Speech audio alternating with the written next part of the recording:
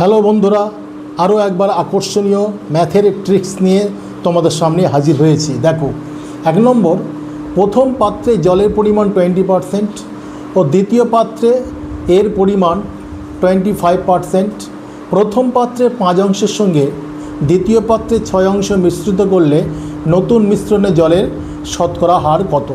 দেখো ট্রিক্স, প্রথম পাত্রে পার্সেন্টেজ সেটা নিলাম 20 ইন্টু কত অংশ প্রথম পাত্রে 5 যোগ দ্বিতীয় পাত্রে 25 তার অংশ কত 6 ডিভাইডেড বাই অংশ যোগ করে দেওয়া। তাহলে 5 যোগ 6 যোগ করে দিলাম। তাহলে এটা সমান সমান কত হচ্ছে? 100-র সঙ্গে 150 যোগ করলে কত হচ্ছে? 250। তাহলে 250 বাই 11 সেটা করলে কত হবে? পার্সেন্টেজ 11 দুগুণে 22, 30, 11 দুগুণে 22, 8-এর 11%। বোঝা গেল? 2 নম্বর হতো, কোনো এক ছাত্রের নাম্বার 20% বৃদ্ধি পাওয়ায় বর্তমান নাম্বার দাঁড়ায় 60। বৃদ্ধির আগে কত নাম্বার ছিল?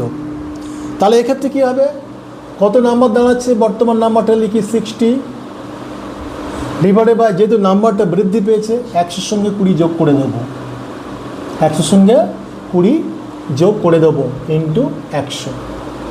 ব্যাস হয়ে গেল। তাহলে কত হচ্ছে?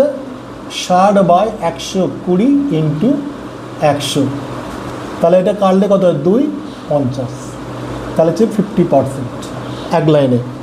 পরেরটা তাই উল্টোটা, কোনো এক ছাত্রের নাম্বার 10% হ্রাস পাওয়ায় বর্তমান নাম্বার হয় 180।